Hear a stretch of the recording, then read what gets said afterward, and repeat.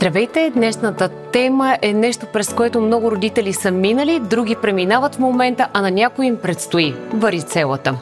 Доцент Маркова, как се разпознава и как се лекува? Варицелата представлява едно остро заразно заболяване, което се предизвиква от вирусът на варицелата, варицела зостер вируса, и е с много висок контагиозен или заразен индекс. Може да засегне всяка възраст. Слава Богу, вече има ваксина за неговото предотвратяване. В момента, в който се развие, най-специфично е появата на обрива, който може да обхване абсолютно всяка част от детското и човешкото тяло. Той преминава през характерни етапи, но завършва с образуването на така наречените крусти. Понякога може да се образуват белези, които са особено проблемни в видимите части на детската кожа.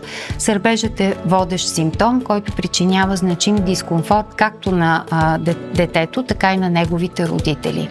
Какво трябва да знаем ние, родителите, за да успокоим сърбежа? Много е важно при варицелата да подрязваме ногтите на децата, така че те по-малко да се самотравмират. Също така ползването на успокояващи сърбежа спрейове, които да улесняват съответно регенерирането отново на възпалената раздразнена кожа.